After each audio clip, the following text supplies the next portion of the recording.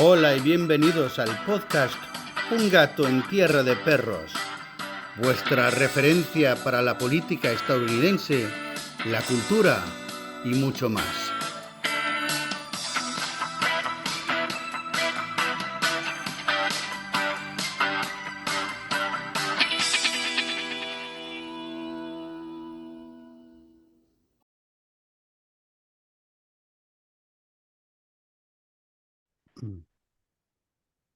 Hello, I'm Joe Magaha. Thank you, friends, for being with me for another episode of Un Gato en Tierra de Perros. Today, I have with me a friend of the show, Kelley Vlahos. Welcome again, Kelley. Oh, thanks for having me, Joe. Thank you. Thank you. I know you've been traveling a lot. It's been a busy time. And it's funny because I was thinking just last week that what we had discussed on the last panel about, I guess it was about a month ago, was the conflict in Gaza and the conflict in Ukraine, and it seemed like things were at a standstill. We were creeping slowly towards peace. President Trump had gotten Ukraine to sign recently. I think one of the updates was that he got them to sign an agreement about the rare earth, which I always get confused. Some people call it rare earth, some people call it raw earth. But in the past week, we've had a bunch of crazy things happen. We have a new pope, American pope, and we had a war break out between India and Pakistan, which has always been brewing, but that wasn't necessarily on anybody's bingo card, I think. No. And ultimately, there's a ceasefire now that President Trump just negotiated. So where do we stand with that? I know that there was a dogfight between Pakistan and India, which was the biggest jet fighter fight since World War II, I think, like 26 planes or something like that. Yeah, it was huge. And there was also cross-border attacks. From what I understand, the biggest since the 1970s, as you mentioned, Joe. I mean, this is a simmering rivalry that is often broke out, particularly over Kashmir. And as you know, this had all been precipitated by a terrorist attack on Kashmir, on civilians, came out of nowhere, seemingly. And many people were killed and terrorized, and it completely shut down the tourism there. And in an area that had sort of recuperated from, the previous skirmishes that had occurred in 2021, India had taken over Kashmir administratively, still considered sovereign and autonomous. So it was still in that sort of weird space. But since 2021, that tourism industry had been able to flourish somewhat. And so you had a bunch of people who had ridden on horseback out to this mountainous, scenic view spot and had been just confronted by a bunch of bandits, terrorists who just slaughtered them. And obviously, Modi's Prime Minister India, Modi, had said that he would enact revenge on behalf of these civilians, and it pretty much shut down Kashmir, locked down the country. They had expelled all the Pakistanis from the region. So anybody who had held Pakistani passports and papers were expelled and separated a lot of families. And so this was all in the last few weeks. And then, as you know, there had been, so they retaliated with some cross-border attacks in Pakistan, and all the way up until last night with the attacks that you had mentioned and the bombings. And then this morning we woke up to this brokered ceasefire by the Trump administration and including Secretary of State Marco Rubio. Now, as of this moment of our recording, I've seen that Pakistan's Prime Minister Sharif has actually acknowledged and thanked the Trump administration, but we haven't heard a confirmation of this agreement from Pakistan. There's already been some reports of smaller skirmishes across the border. They might not have heard about the agreement, or they don't care. So I think it just goes to show that this thing is very, very tenuous. Both sides are looking for some deals from the Trump administration. So I think that, as one of our writers from Responsible Statecraft had pointed out, that they both have major interests in stepping back from the brink. The Pakistan's looking for IMF loans. India's looking for a trade agreement from the United States. So yeah, but at first, I think the Trump administration felt like it really wasn't their business to get involved. And I think a lot of realists on our side of things here in the United States didn't think that we had a dog in the fight. But it got so bad, I think, by last night that the Trump administration saw that it needed to step in. Yeah, well, I mean, the fact that they have nukes basically is Yes. scary. That kind of makes it Good everybody's point, Joe. business. Yeah. Yeah. It's like Failed to mention that. no worries. If two neighbors are fighting, and it's not my business, I'll stay out of it. But if they Right. start like vandalizing my car too, then I'm like, okay, well, we need to stop this, Yeah, it's crazy. There's so many things going on, and the in Russia they had the commemoration of well, I guess they call it Liberty Day or something, where they celebrate the end of World War II.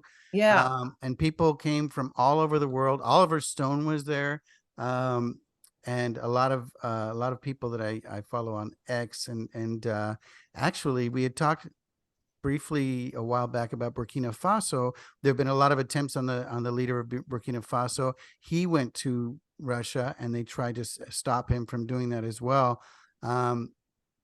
In the meantime, on the European side, Starmer and all these others are kind of and von der Leyen, oh my God, she's basically saying, you can play your music as loud as you want. It's not going to drown out the fact that we're going to fight you until the end. And how is this going to resolve anything? And I mean, if we don't give any more support, can Europe basically be a part of this battle by itself against Russia? It sounds insane. It really does sound insane. And, I'm not going to profess to be a military strategist, but everybody that I've talked to on this issue said that if the Trump administration did walk away, that and left it to Europe to manage the peace process, defend Ukraine, especially if the U.S. not only walked away, but like ended, say, intelligence sharing with the Ukrainians, things would get really bad. I think you'd see a accelerated end to the war, not in Ukraine's favor, unfortunately. And so I really don't understand why the Europeans are being so obdurate on this. They keep pushing for this 30-day ceasefire. And the Russians don't want a ceasefire. They want something more permanent in place before a ceasefire. And so there is a loggerheads here. And, for the folks that I talk to who I trust in terms of their analysis, they say, a ceasefire isn't going to do anything. If you don't have an agreement for long-term settlement, first on key areas like, no NATO for Ukraine, at least some sort of acceptance of the territorial reality on the ground there. The sort of the future security agreement for Ukraine. What does that look like? Like, these are serious issues that obviously are not going to be resolved overnight. But if you have a ceasefire before you get to some of those critical issues, and as a pathway to ending the war, it'll just buy time for the Ukrainians to arm up, do what I don't know how much they have left, but it is sort of a stalling tactic. And the Russians see that, and so they are not agreeing to a 30-day ceasefire. And the Europeans are insisting on it, and Ukraine is insisting on it. And so what you have here is a very frustrated Trump administration because Trump came in promising, to end the war within 24 hours. That's obviously not happening. And a long day, huh? Yeah, Yeah, it's a long long 24 hours. day, Yeah. and he might not even get even a symbolic victory out of this in terms of being able to stop the fighting there. Because even when the Russians declared a 3-day ceasefire for the Victory Day celebrations, there continued to be drone attacks by either side. So. Yeah, it doesn't look too good. And it may get to the point, Joe, where the Trump administration does walk away. What that'll look like, I don't know. Like I said, if they end the assistance, particularly intelligence sharing, that could spell the doom for Ukraine because nothing will work there. They depend solely on our intelligence sharing. All of their weapons are, you know, they're operational through Starlink, and if we start pulling that stuff, it'll just leave them in the hole, whether or not they have European help at all, because the Europeans are all dependent on us too. Yeah, that's what I mean. We're the arms suppliers, and yeah, that was something Amir mentioned last week that basically the fighter jets and all of the equipment is very complex now. It's all computerized and it's all updated on every 24 hours.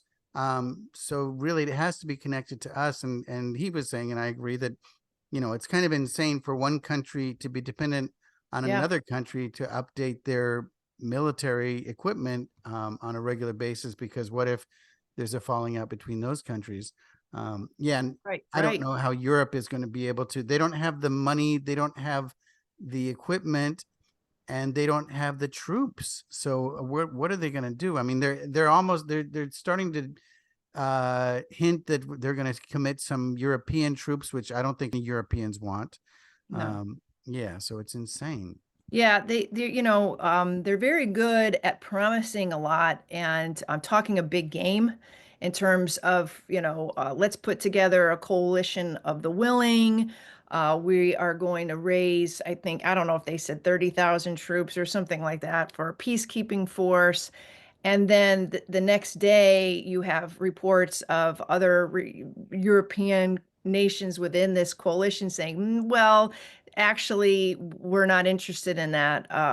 And, nations like Spain and Italy and obviously Hungary is all four square, just doing the talking and not the fighting. But I think you have a growing number of these European countries who recognize that they, like you said, they don't have the troops, they don't have the money, and they don't have the weapons. But on the other hand, France and Germany in particular are constantly talking about this rearmament and the billions of dollars that they are going to put into this pot for building up security for Ukraine and for themselves against the Russian threat. But, that would take a lot of defense increased defense spending, and it doesn't seem to be um, really welcome in the countries by the people themselves. And so you have this disconnect by the elites in Europe that are promising all these things, and then the reality. And we've had a number of stories on responsible statecraft from European writers who are like, this is insane, and it's delusional, really. And I'm not European. I live in the Washington, D.C. area, but I'm thankful that we do have people writing for us who kind of get what the mood is and are looking at things in a contrarian way, because the elites in Europe are very you think there's groupthink here in the United States in terms of like the echo chamber. They're really high on their own supply there, and is the media, particularly in places like Britain and Germany. And so they're not. You really don't get the real like the real scoop in terms of like the divide over this issue.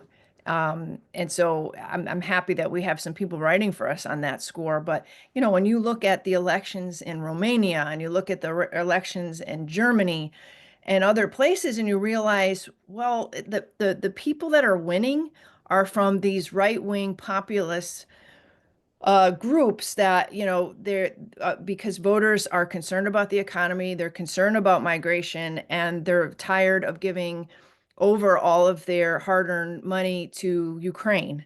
And this has been said over and over again over the last few years, but you're really seeing it manifest itself in these elections.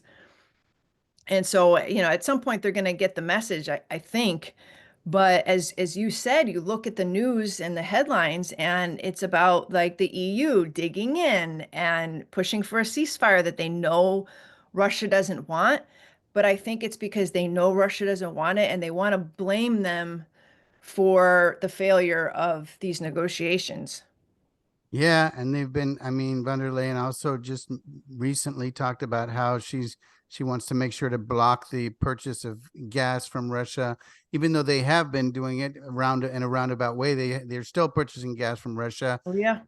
It's just insane. And yeah, basically, it's kind of like what's happened with a lot of the left here, where the what we call the coastal elites, where they're really out of touch with the rest of the country, and it almost feels like a war on the working class, because the working class are the ones that end up they in I don't think they're I'm not sure what countries in Europe even have a draft anymore. Most don't. I know Spain doesn't anymore.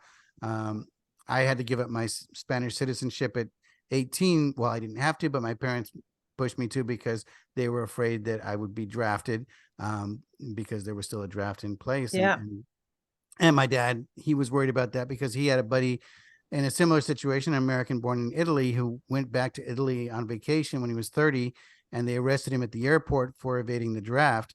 Wow. So, but there's no draft anymore. And so it's an entirely voluntary army, which is much smaller and much less powerful. And I don't know what their plan is. And they're doing weird things, like Macron this week had the leader of Syria in, was embracing him and trying to bring other people in the European Oh, Union yeah. to support him. What is that all about? I mean, I'm not. I've been following this issue, so I'm familiar with the moves here, and it seems to me Al Shara, the new uh, president of Syria, is on a charm offensive, and I don't blame him because I mean he need if he's going to maintain power in Syria, he has to make sure he gets that economy back on track, and they won't be able to get the economy back in track until a lot of these sanctions are lifted. And so he's going. So he was in France. I know that he's had some outreaches to Americans. He's really trying to get the Trump administration to pay attention and do some deals. And the Trump administration has laid down some conditions. Basically, they're saying, you have to get rid of all the Palestinian militants that are in Syria. I was not. I mean, again, I'm not an expert on the Syrian situation there.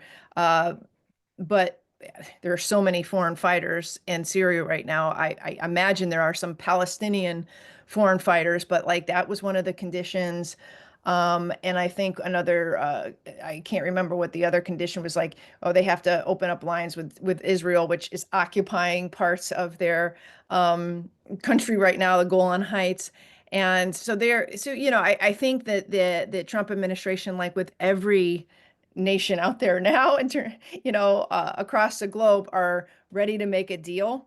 But I think the EU has lifted some of the sanctions, but I think they really need the US to do this. So I think that El Shara has just put on a suit and he's been going around. I know that he was in the Gulf states a week ago, meeting, I believe, in with UAE, and they've actually been somewhat open, which is great if you can get the Gulf states on your side, because there had been so much animosity between, the Sunni Gulf states and Assad. So now we have a Sunni leadership in Syria. And so like they're starting to relax, even though, you know, these Gulf states have their own, you know, militant issues, Islamic militancies that they have been trying to repress for 20 some odd years now. And they get a little nervous when they see, you know, HTS, which was a militant group in Syria, basically taking leadership by force by overthrowing the Assad regime. You know, they're a little nervous. They don't want it to be seen as a sort of like helping that along. But if this guy is legitimate and he can and be normalized, you know, I think that they're willing to help. So, you know, he's in a precarious position right now. Obviously, Israelis have been bombing very near Damascus, flying over Damascus, saying that they're protecting the Druze from the Islamic militants there. And so like he's kind of keeping a lid on a lot of different moving parts here, Turkey in the north, and so yeah, I think he's what we're seeing is what a guy that, you know, really sees that if he doesn't you know, his days are numbered if he doesn't act. Yeah, and I mean, before he got into power, his days were numbered as well because he was Yes. on the most wanted list, you know, as a terrorist. And all of a sudden, he's our buddy, he's our pal. And there, I Yeah. think as recently as last week, there were videos coming out, even though they're not coming out. I don't follow enough of the mainstream media to know, but I don't think that they were coming out in the mainstream media of slaughter of Alawites and Christians in Yeah. Syria. And I mean, it wasn't in the hundreds, it was handfuls, you know, 6 people here, 10 people over there. But each person, I mean, either way, it's an ethnic cleansing, it seems to be, that they're trying to do. Yeah, and I mean, if you look at it here, you know, he was able to take power by cobbling together a lot of different militant factions. And so it's really difficult to imagine that he is going to be able to control every single one of them after he, you know, my gut is that he wants to. I don't think, I could be wrong. I don't think his motivation is to see the slaughter of the Druze, Christians, and Alawites. I honestly think he wants to establish a leadership in Damascus and see peace. I think his aim is control and power.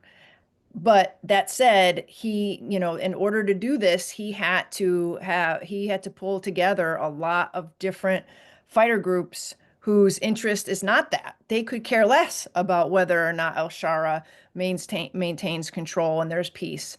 And so he is going to have to work very hard to rein in a lot of those elements. And I'm not sure it can happen. There's just so much ethnic bad blood there dating back centuries. And but you know, the repression of the Sunnis over throughout the Assad regime, I mean, that's not going to go away and anytime soon. And so I think what you're seeing is a real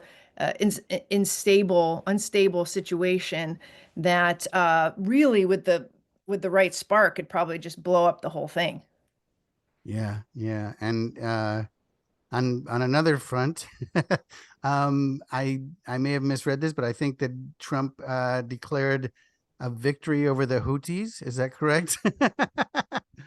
That was an interesting development. I mean, I cannot believe the news cycle, Joe. I mean, I'm waiting for some, yeah, well, I'm sure we'll get to it, the whole Gaza news, but like, ahead of that, yes, woke up, you know, or no, I think this happened during the day, during the news day, but that, you know, oh yeah, he announced it during a press conference with Mark Carney, the Prime Minister of Canada. So here he is at a press conference with a Canadian Prime Minister announcing this peace agreement with the Houthis. And he was very canny in that he basically declared victory over the Houthis, and And he did not say that the Houthis were required not to hit Israeli ships or targets. So it did seem like a truly bilateral U.S. Houthi ceasefire. And honestly, I was surprised. People have some ideas or theories about why and why now. I think he is embarking on his own Middle East trip and did not want to have to confront the fact that the United States was bombing Yemen and actually putting himself and Americans at risk by traveling there and having those retaliatory attacks while he was traveling. That speaks to the fact that the Houthis, after months of U.S. attacks, had still had the juice to hit out at Israel last week and actually hit a target in Tel Aviv, which means their missile defense didn't work. It's reflective of a situation that was not as solid as he had in his administration had been reporting up to now. They were reporting that the Houthis were decimated, that their capabilities were gone. It was obvious that wasn't true. And so, I think the best thing he could have done was create a situation where he could declare victory and walk away. And I think that's what was happening. But what's the most interesting piece of this is that the Israelis seem to be caught flat-footed with this news. And I'll be honest with you, I like that. I like the inference that the United States did something without getting Netanyahu's approval, didn't care how they would respond. And that seems, another theory is that there might be something announced with this Iran deal. And by tamping down the conflict with the Houthis, which are largely connected to the Iranians, that is setting the stage possibly for a deal with Iran on their nuclear program. I don't know. I don't have any inside, and maybe there's some stories out there over the last couple days that have kind of have gone inside and figured this all out. But I think there's a number of reasons why. I'm just glad that it's happened. Yes, yeah. And everybody always talked about the Iron Dome in Israel and how it's so strong that nothing can get through. Yeah. But so far the Houthis have gotten through with major attacks, and so has Iran. Is it that it was always overblown, I wonder, or are they somehow weakened in some aspect from, because in order to shoot down these missiles, they have to shoot up missiles of their own, and maybe they've deplenished their supply of missiles to I don't know. Yeah, I don't know either, but and I've kind of and I don't have the technical knowledge of how it all works, but I think that we have seen if you dig hard enough, you'll find stories out there about how Iron Dome and their other missile defenses are not as capable as the Israelis and the United States have bragged and boasted about, and they can be overwhelmed, and there are vulnerabilities. And so I don't know if it was I don't know how many missiles were shot at the time, and like maybe a couple were taken down, but others got through, or they got caught unawares. I don't know, but from what I've read over the years is to not take the Israelis at their word that this thing is as capable and solid as they have always boasted, which tells you a lot and should tell you a lot about Trump's interest in building a golden dome for the United States. Nobody in their right minds believes that something like that can be built. And even if it could, it would not be invulnerable. There's no exact science to it. And so I think you're going to see is billions of dollars spent on a massive boondoggle so that Trump, just like Reagan during the Star Wars period, can say, "Oh, I built like some massive um, protection for the continental United States," but nobody believes that it can be done.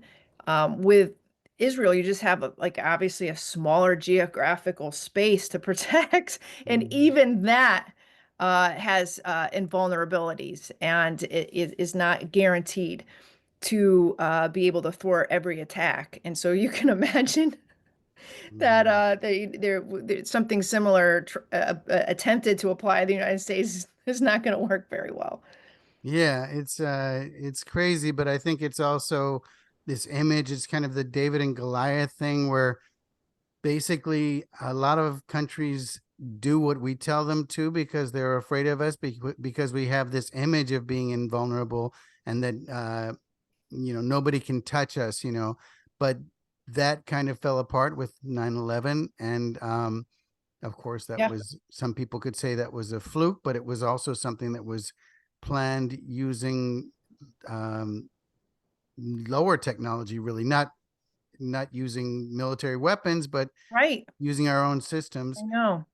Yeah, and basically, just like anything else, whenever criminals or whenever warfare is going to happen, they have to be innovative, and Yep. sometimes that means lower technology, getting into the water supply, getting into the food supply, that kind of thing. Germ warfare, which some people thought was what brought about COVID, because all these gain of function sites, and there are some in Ukraine, which is really scary, were experimenting in basically germ warfare, which germ warfare is an insane form of warfare because it's indiscriminate. And if you're going to have like a poison or a germ that's going to kill a mass amount of people, and you're using that as a weapon, then you need to also have an antidote. Otherwise, you're going to kill your own people as well. Yeah. But yeah. Yeah, and you just reminded me. I mean, during the Afghanistan war, one of the things that had been plaguing our soldiers were these improvised explosive devices, IEDs, that were just set about. And so when our guys are on patrol, they were getting blasted away, and a lot of them would live because we had the triage capability of getting those guys to medical assistance, advanced medical, facilities quickly in Germany. I mean, this is something that was like leaps and bounds away from Vietnam. But I mean, these guys had lifelong injuries, massive amputations among, and this was, this was later in the Afghanistan war. This was, during the counterinsurgency and the surge of troops there. And it was just this, like you said, these weren't sophisticated weapons, but it really degraded our forces, our morale, and the same with the drones. I mean, drones, we introduced drones into warfare during the global war on terror, and now we see that they're a key signature weapon of not only militants who are able to sort of use like very rudimentary drone technology and just attach explosive devices to it, but now Turkey and China are supplying all sorts of drones to whatever side in these proxy wars, whether they be in Ukraine or Syria, and places like Libya or Sudan. So I mean, it's just it's a reality that like I wish the American national security and foreign policy establishment would get a grip on, because yeah, I mean, we've pretty much unleashed a lot on the world, and I don't say that lightly. And a lot of it's coming home to roost against Yeah. us. Absolutely. I had an episode a few weeks ago with some veterans to talk about their experience, but one of them was a stand-up comic who sadly has stage 4 cancer right now, which he thinks he probably got from his military service as well. But he's a stand-up comic, and so he was hilarious, and we for guys that have seen the horrors of war, these guys were able to keep things light and laugh. And I mean, we made a lot of inappropriate jokes, which which you Yeah. do, but yeah, it's amazing. I asked them, I said, would you, because I have a friend whose son just went into the Air Force, and he's going to be a mechanic, so he'll be out of the action, but still, um, because there are not that many jobs in the US these days, there aren't Yeah. that many opportunities. Getting a degree doesn't guarantee you a job anymore.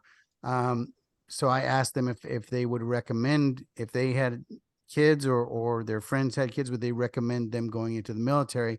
And well, the one guy who's a friend of mine, his face just dropped and he said, I'll leave it to the other guy.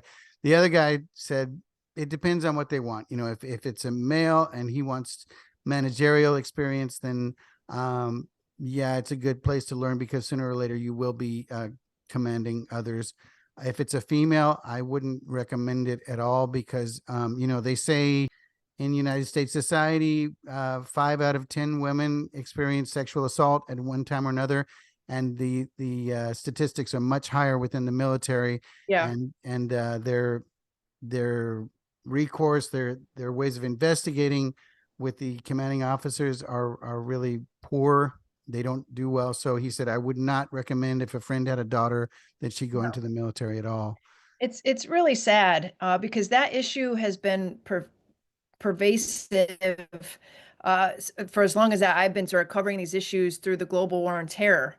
And there was a peak in which the Congress and the powers that be were really putting a lot of focus on judicially um, addressing complaints of sexual assault in the military. Like, it became a signature issue, and that was good, because people, like, women were coming forward, but also the military was being forced to pay attention and do something about it. And then and I'm not sure, like, I don't know what the statistics were, but with this new administration, Pete Hegseth is committed to erasing anything that kind of smacks of DEI, and that's like an umbrella label for anything like that smacks of like social engineering or justice within the military. And you know what? I don't disagree with all of it. Like, we can go piecemeal, where I feel like the military is not like, it's not the real world. It's not a social experiment. It doesn't have to adhere to the same ethics of egalitarianism. Like, we're just supposed to defend the country. But that's a philosophical debate that I'm sure you don't want to get into, and I don't necessarily want to get into. My problem is that when you use that as a broad brush complaint across the military, you end up attacking, like, programs like Let's Stop Sexual Assault in the Mm-hmm. military, which is an actual problem. And you undermine any progress that they were making in that area. And you're absolutely right. The statistics don't lie. The women don't lie. It's not an easy space for women to be. And if women want to join the military, we can argue about should they be in combat and all that stuff, but if they want to join, what the heck? This is a massive disincentive for them to volunteer service for their country. And so yeah, I have a real issue, and I'm afraid with Hegseth that those statistics are gonna, like, loop around, or just will disincentivize women from joining altogether. Yeah, They're not going to yeah. see it as a welcome environment. Yeah, I mean, I don't know.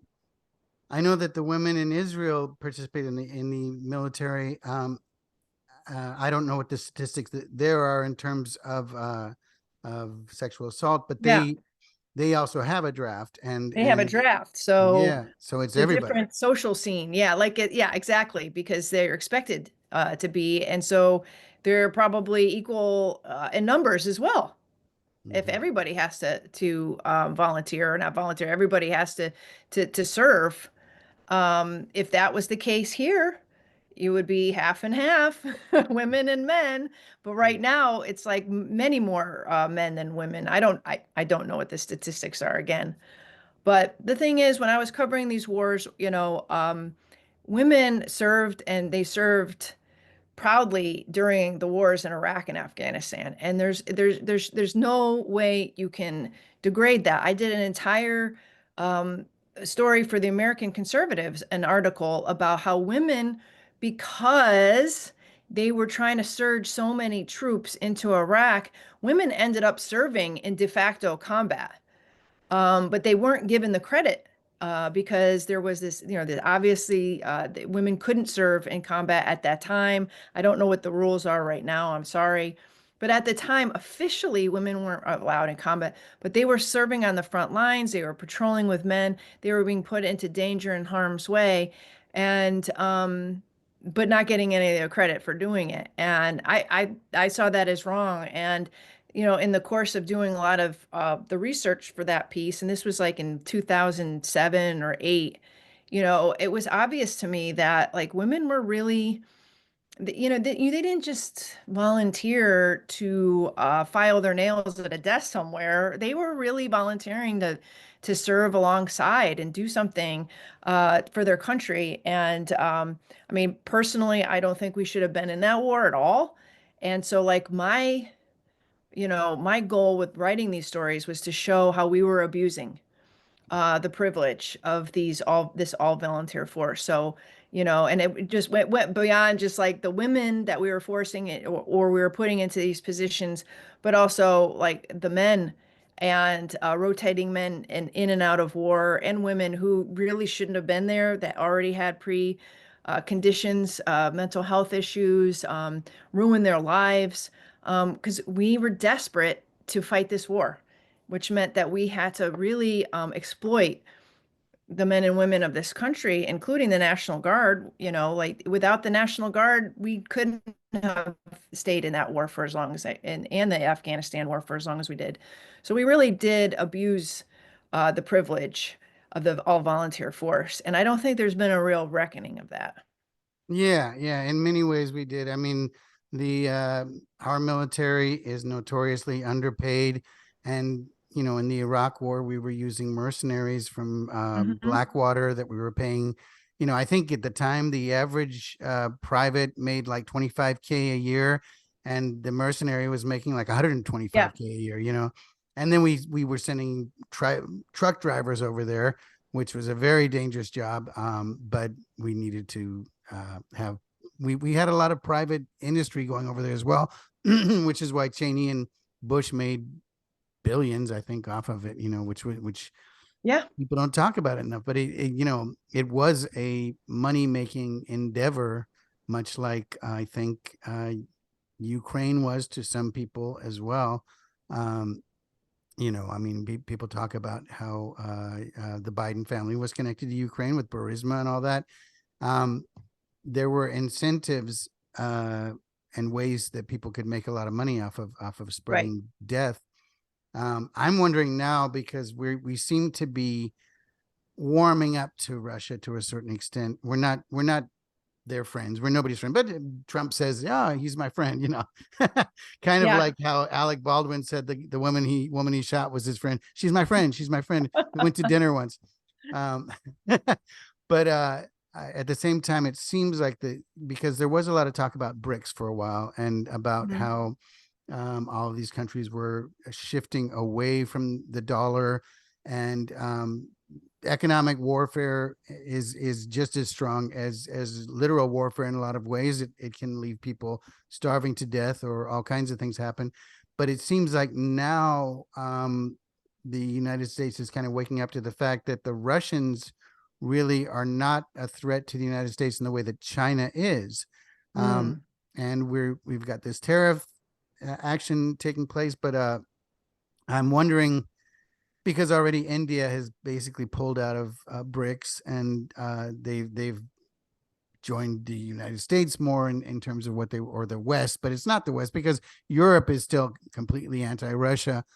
It's a reformatting of everything. Yeah. I wonder where we're headed. What do you think? I don't know. And I guess it depends on who you ask, because I have a lot of friends and colleagues who are really they're just very upset about, I can't think of a better word, about the tariffs.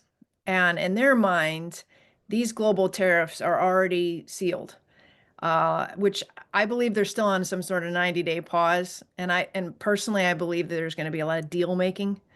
And so that these tariffs are not, as they stand, are not going to go into effect. But a lot of people fear that they will, or are already having an effect. And so in their mind, that the United States has upended the global economic order, and that everybody else is going to sort of do what they have to do to survive and thrive without the United States. And say they already see this as sort of like an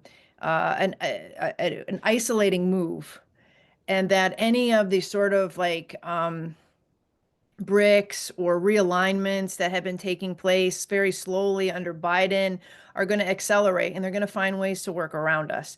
I think that's the extreme sort of view.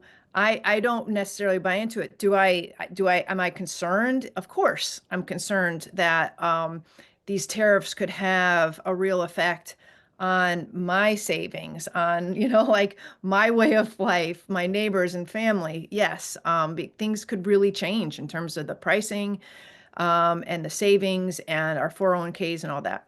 But I do think that you're seeing a lot of evidence that these other countries, like say Vietnam, for example, I'm about to put up a story on Monday about this. They came to the United States right after the tariffs were announced, and they've already been brokering deals. India is, like I mentioned at the top of the show, wants a deal with the U.S. The UK just inked a deal with the U.S. on trade. I think this is going to happen. I think this is what Trump had envisioned. He wanted to break everything and then form new deals that were more advantageous to the United States. I don't know if that's all going to work out and how it's going to work out, but I do see some of this reordering might I don't know, it just might be different than what we had predicted, say 4 years ago under the Biden administration with the BRICS, uh, and all that. I just don't know. It's really hard to say. And the China and the Russia have its own relationship. But, as somebody pointed out to me just this weekend, I was at a conference on the U.S.-China rivalry, and, they're like, it's kind of, they're not solid either. So a lot of these ideas that, we're pushing the China and Russia together in ways we have, but China looks out for itself too. And so I don't know. It's kind of a geopolitical stew right now. Yeah, and it seems like, I mean, a lot of people on the right view tariffs as a tax, and they're anti-taxes, and I've become anti-taxes more and more as I get older, partly because I don't see my money going back to me in any way. Right. There's no bang for the buck, and I talk to Europeans about it, and I say, well, at least you get universal health care. And Exactly. then they say, well, you don't want that, because then they start complaining about how they have to The wait actual 3 months to healthcare, get yeah. yeah, exactly. But there's also this feeling with the tariffs, because it's kind of an isolationist move where we're trying to bring factories back to this country to make us Hmm. a producer instead of just a consumer again. Right. But a lot of people see this as nationalism, and they see nationalism as a negative thing, as a racist thing, possibly, Yeah. which ultimately, I mean, and a lot of the media on the left, CNN, an article just came out about how they were saying how we're hurting all our friends all over the world, basically saying, it's our duty to think about other countries Yep. before ourselves and to put other countries before ourselves, which I've always kind of liked to see the world as a global village, or I hate to use that word too because of the source, but that we're all connected, and we are all Yeah. brothers under the skin, but at the same time, if we don't protect ourselves. It's kind of like, now in the United States, there's this massive amount of homelessness. And I have a friend who he's actually undocumented himself, but he's working and doing what he can. And he helps periodically. He'll give a homeless person something, but he said, I can't give it to all of them or I won't have anything, and that's kind of the way. We can't help everybody else if we don't have ourselves. It's like on a flight, they always say, if the oxygen comes down, put it on yourself before you put it on your child, because you can't help them if you can't help yourself, So I don't know. There's a shift, but there are a lot of people that just are fighting tooth and nail against everything Trump does. But I think he's overwhelming them because he's done so much in the first 100 days that they're used to having something hit them and then react, and then having another thing hit them, but it's just coming at them, bam, bam, bam, bam, bam. And then these international actions. So I don't know. It's weird. I don't know how history is going to view this presidency, and it's still super early. It's super early. Yeah. The only thing I say about that is that, we spent the last 10 years bemoaning globalism and saying it was dead and that it only benefited elites and multinational corporations throughout the world. And it left workers behind here. It left poor people behind in other countries. And it seems to me the knee-jerk reaction to what Trump is doing is to somehow reinstitute neoliberal economic policies that we all agreed had failed.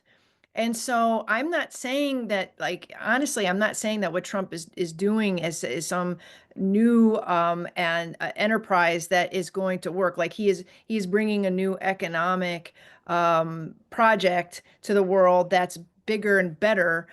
I think what he's doing is he is upending it. It's like, well, what do we replace it with? And I understand, and I have friends who, like you said, that they believe that it is, our obligation to not only thrive and prosper here in the United States, but help lift others up throughout the world.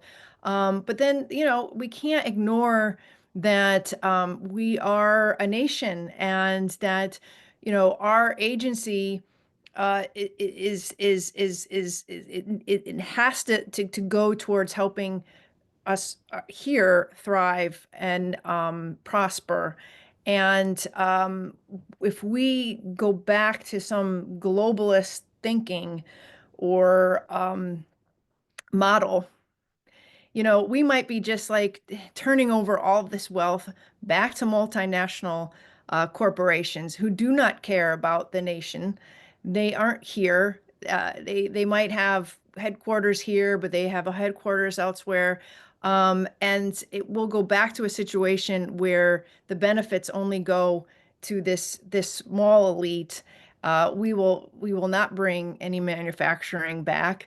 And we will continue to see jobs go overseas. And I think the American people understand that.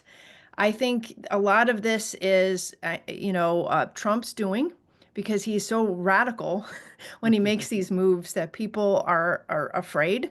They see their 401ks, like the people that look at them every day see it taking a dive.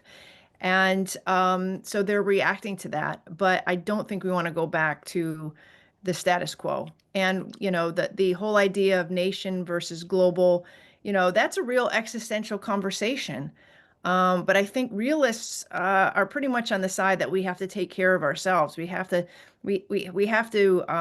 act in our own interests. And that might sound selfish, but I agree with you. We won't be able to help others if we can't help ourselves first. Yeah, and I mean, basically, I think that the ultra rich they're so out of touch. They're international entities anyway. They can travel on their private jets to any country. They don't even have to get off the plane to go through customs. They can come in and they don't even have to see the person. They just hand a stack of passports. They all stamp it. They're if they don't like it here, they can purchase citizenship in other countries. Right. They want to, and they do. And so they're like, well, what's the problem? It's kind of like, Yeah. let them eat cake. Yep. We're all just one big family. It's like, well, yeah, all you ultra rich are one big family because you can go wherever you want. But if you're a poor person trying to cross a border, um, ask me what happens then. If you don't have the proper documentation, it's not the same. And then we have people like Klaus Schwab, who's I think recently stepped down from was it the World Economic Forum? Um, Yes. and he said, you will have nothing and be happy, which is what a lovely thought for a Yeah. rich person to tell a poor person, Yeah. or Yeah, and working it's family. definitely a divide. I mean, it's one thing to say, okay, I get it. The textile industry in Bangladesh and other places in Southeast Asia and South Asia are going to be decimated if these tariffs stay in place. A lot of people will be out of work. We won't get the cheap goods that we have come to appreciate. But does anybody care about like the people who can't afford their medication in these small rural areas in Pennsylvania, for example, or West Virginia, or Arkansas, or Mississippi? I mean, places that most people have never been to or seen. When they turn on these Hollywood movies, all they see are these rich people living in lavish circumstances and think that that's America. And they don't see this other America where people are struggling and they're up to their eyeballs in credit card debt because these predatory creditors have been feeding off of them for the last 20 years. And so all through the financial crisis, people like maxed out their credit cards. They max out their credit cards for pure consumption, because our entire society is geared towards consuming. It's supposed to make us happy. It's therapeutic. But what does that do?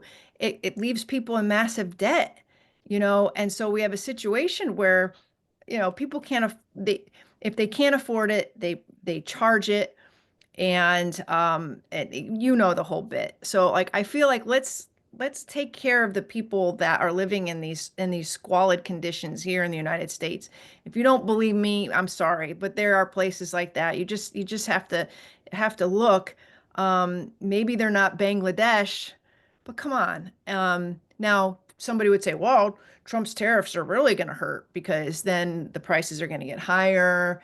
Maybe there'll be fewer jobs for a while because it takes a while to rebuild manufacturing. Like I said, I'm not putting a gold stamp of approval on everything that Trump's doing, but I don't want to go back to the past. I want to fix things, and I don't want to feel guilty because I want to fix things here because I don't care what's happening in Africa or India. I do care, but we can't order our lives, our laws, and our policies for everybody. Yeah, yeah, and I mean, so much of what we do is we give with one hand and then we take away with another hand. Like what was going on with U.S. aid, often if we were giving charity to a country, we had these caveats. Okay, but you have to accept this program, this Yep. educational program. We love to talk about how the communist Chinese have this whole re-education thing, but there's this whole thing in the United States where we're educating the masses on sexuality and other things, many things that have nothing to do with Yeah. their culture and that they can't relate to. And even, saying we're bringing democracy to these countries, Yeah. a lot of them don't want democracy, and it's not maybe for everybody. It's kind of like how we pushed college for everyone. And Yeah. now there aren't enough people to do the jobs like electrician, plumber, garbage man, everything, which are good paying jobs, and welder. There are so many jobs that are skilled, but in a different way, and that you don't need to put yourself into debt to get. You can be Right. an apprentice. We used to have apprenticeships. We used to have shop class in high school. And that's all been kind of pulled out. It seems like. Yeah. Yeah, it's crazy. Yeah. I absolutely agree. And it's funny because it was not funny, but even the countries or the governments, the people in other countries in Africa and in the global South writ large that do inherently want democracy, it's not going to work unless it's coming from the ground up. And we have not been able to impose our values successfully on these other countries. Like We've tried it through military action. We've tried it through, like you mentioned, USAID and attaching strings to assistance, democracy programs, like fomenting revolutions and regime change. None of it's really worked because it has to come from the ground up organically in these places. I don't think we've learned that lesson either.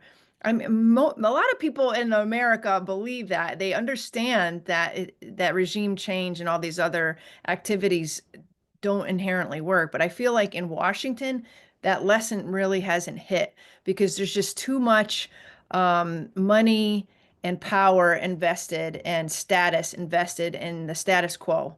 And that's why you see so many people lashing out about USAID and a lot of these programs being undermined, underfunded, canceled.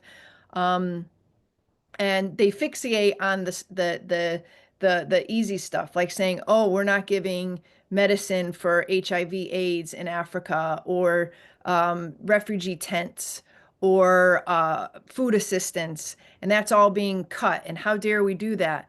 Okay, I agree, and there are emergency aid that I'm happy to have my taxpayer dollars go to, but I'm happy to see the end of these programs, these democracy building and education and civil society and programs, and a lot of them are kind of hidden, like you mentioned, in other packages and programs. I'm happy to see those go because I feel like those are born out of more of like a CIA mission in terms of like doing the covert over and taking that piece out of what the CIA was doing and trying to do influence operations and propaganda and regime change, and then making it like some sort of humanitarian project of the United States. And if you don't believe me, just the people that actually built these USA funded programs like the National Endowment for Democracies were former CIA people, and they knew what they were doing. They don't work. So let's stop doing it because in many cases they blow back in our face. Everything that's been happening in Ukraine, we helped along. We were Maidan, the yeah. handmaidens to that Yeah. starting in the early 2000s. Yeah, yeah, it's crazy. And I mean, I've heard some comedians talk about because a lot of people are talking about how this seems like the decline of the United States, almost like the fall of Rome or that kind of thing. And like Adam Carolla compared it to, he said, basically we're the hot chick who now she's 60 and she goes into a bar and people aren't buying her free drinks anymore. And she isn't the focus of attention anymore. And I would say we're more like the high school bully who's now 60 and Yeah, goes into a bar and people are like, well, we're not afraid of you anymore, so no, we're not right. going to do what you say. Yeah. And we're in between a little bit of that because you do see that, Trump has wielded a lot of power over the situation with his, "Hi, I'm going to tariff you 100%. You have to make a deal." And so, yes, a lot of people like Mark Carney and the King of Jordan and, Keir Starmer and the officials from Vietnam, and they're all coming to get audience with Trump. I find it a little unseemly, because even the media is building that narrative it up. All they talk about is how these leaders are trying to curry favor with Trump, and it's kind of I don't like it because I feel like he's not our emperor, but he's acting like it, and I'm willing to, honestly, I'm probably more open than other people for him to do what he's got to do to clean up the swamp in Washington and get at the elites who I think have ruined a lot in this country over the last 25 years, 30 years, particularly in foreign policy. So I'm open to all that, but we didn't vote for an emperor. So these ideas that these people are coming to kiss the ring and all that. Yeah, Yeah, but it does it's show a you, Joe, that he's not yeah. the 60-year-old bully yet. But I think the country is as a whole has jumped the shark a little. Our American empire has jumped the shark a bit, and we don't know how to deal with it. That's not all Trump. That's something that's been in motion for a long time. Trump is probably a manifestation of that, and people don't like what they see. But he's the symptom. He's not the cause. Thank you. I was just going to say that. I feel like we're reading each other's minds. Yeah, it's kind of crazy, but it's basically I think with Trump is he does have the power that we're a big country, just like Russia's a big country, and we can say, well, but their GDP is the same as Italy, but they still have millions of people, and they still have power because of that, and they have a powerful military, and China has a lot of power too. And then people say, well, we need to do what China tells us to do because we owe them so much money. But I liked what Besant said recently, because he said, well, it's kind of like a billionaire who is not liquid assets, and they owe more than they actually have to the bank. But the bank needs them more than the billionaire needs the bank, because, they can't survive without it. That's a good point. Yeah. So basically China does need us. And people are also saying, well, if we bring factories back to our shores, it won't bring that much work because it'll be all AI anyway. But either way, it would be better to have them here, because what happens if we break off contact with China and we depend on them for everything, or even we're getting our meat from abroad while we're sending our meat abroad, which makes no sense. And same with vegetables and stuff. We should kind of, the whole thing also is about, farmers markets. They say shop local, support your local economies, but if you support a local store, but all they have is Chinese products, who are you really supporting? Yeah. So, Yep. Yeah. Well, yeah, it's not going to be resolved overnight. That's for sure. Absolutely. Absolutely. Well, I thank you so much for this. And I always, I said it, I think the last, the panel I had last week, I said, because Amir was saying so many different things that my mind, I should have taken notes, because, by the time we get back around, I've forgotten my thought.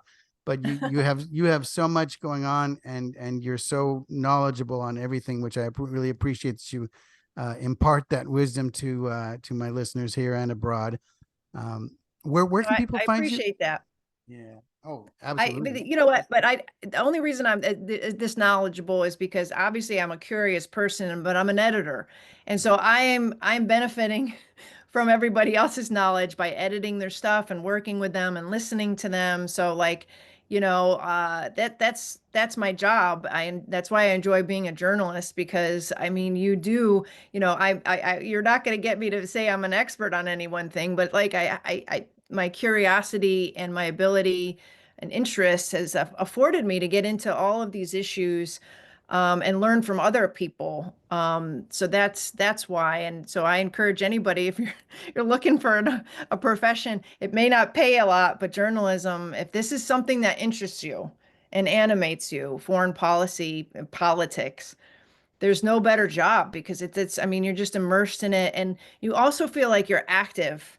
So many people I know today feel helpless because they can't do anything about all the stuff that's happening around them, whether it's the war in Gaza or Trump and tariffs or whatever. But I feel like when I'm writing, or I'm commissioning stories, or helping other people's writing along and publishing it, I feel like at least they're injecting something into the bloodstream that, like, maybe somebody in the administration might be like, maybe that Houthi war is not a good idea. You know what I mean? But yeah, you feel like you're doing something. For sure. And I mean, we don't have a monopoly on the media anymore. Used to be, when we were growing up, there were 3 TV stations, and they all kind of said the same thing. So it was really easy to manipulate people. Yes. I remember there was tons of anti-Russia sentiment during the Cold War.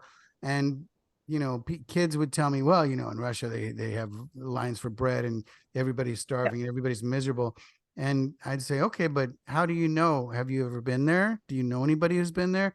No, but I've seen the videos. And I'm like, there's not even that many videos coming on the news or anything.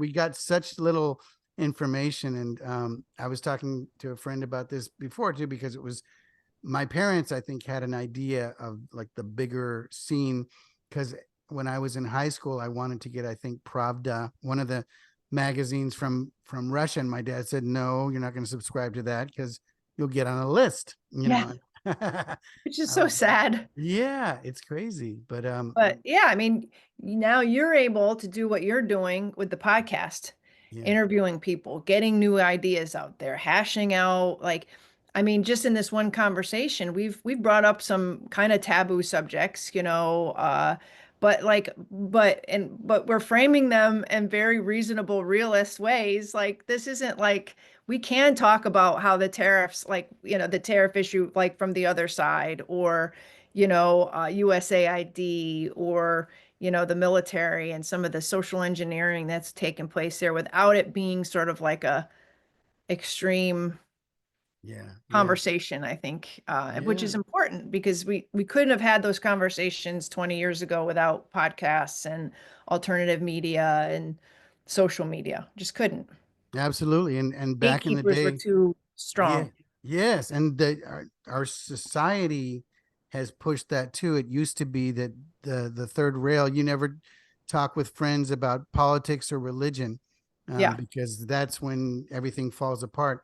But I found, partly living in Europe as a kid, is that they all talked about it. And I have friends on the right and the left. They've gotten more polarized lately, Yeah. but we still could argue, and we could argue passionately, and say really deep things to each other and still be friends, and Yeah. Yeah. be like, okay, well, you're on the right, I'm on the left, and be like, hey, what's happening, fascist? Not much, commie, what's going on, and Yeah, I wish I think we've lost a little of that during the Trump era for sure. I mean, it's just, I find people are less open-minded or less willing to sort of engage in those cross the aisle conversations. I mean, we are, to some extent, people always make fun of like the whole Washington, D.C. area, but I feel because people are pretty passionate about politics and government and everything and foreign policy that, they're more willing to talk their piece with other people. But even that's gotten a little difficult with Trump. So I do feel like people go to their own safe spaces, and that's unfortunate because I've even found like I'll go to dinner parties or something where if I don't know everybody there, very careful, and yeah, before I yeah, dip a toe into saying anything. yeah, yeah. Well, David Sachs was, I was watching him on I think the All In podcast, and one of those podcasts, and he was talking about, he just created a private club, I think in DC. Yes, But I heard about that. yeah, of course, it's for the ultra rich, and it's very, Yeah, very, I'm not invited. yeah, I think it's like a minimum 10K to become a Yeah, member or something like whatever. that. But he said it's because they go to places all over the country, and you don't want to be at a bar and be having a conversation and find out the person you're talking to is a lobbyist, or is a journalist that's basically infiltrated the area to try and pick up something and Yep. write a hit piece on you or Yep. whatever. So I can understand that, but yeah, it's a strange time for sure. Yeah. Yeah. Well, thank you so much. Have a wonderful Mother's Day. Oh, thank you. Yeah, I'm going to I be appreciate that. picking up my mother. My parents are retired now, so they're in a retirement home, but we're going to have a nice get together with Wonderful. the family. So Excellent. that'll be nice. Yeah. Yeah. Yeah. Well, I Well, it's a definitely want to have beautiful you on day. again. And Yes. Yeah. Go ahead. but yeah, no, I was just gonna say, let's hope that the news cycle is nice to us moms for maybe 24 hours and then not have Yeah. to Fingers freak out about crossed. anything. Fingers crossed for sure. Well, I definitely want to have you on again soon. And Great. the way things are going, I'm going to do some other panels. I tried to get a friend of mine who's ex-CIA on, but he's been having some health issues. And there's some other. It's interesting. It's so funny now that we have access to these people that are former intelligence or former this and former that. And in a way that we didn't before, because Yeah, I like that. people actually respond to your emails or your direct messages, and then you make connections. So it's an amazing, in that way it's an amazing time, I think. Yeah. No, and they're the best ones to have on because they have a wealth of inside information. They can tell you how the sausage is made, and in many cases, they want to tell that story because they are disenchanted with what the government's been doing or has done in the past, and so they're like, yeah, they're a wealth of information that I'd love to tap into, even try to get them to write for me too, as well, because they often write the best stories. Yeah, for sure, for sure. Well, thanks again, and tell everybody where they can find you on the internet. Oh, yes. Responsiblestatecraft.org. I write for Responsible Statecraft. I edit the stories there. We're also on X. And I also write a bit for the American Conservative as well. Wonderful, wonderful. Thank you to all our listeners, and until next time.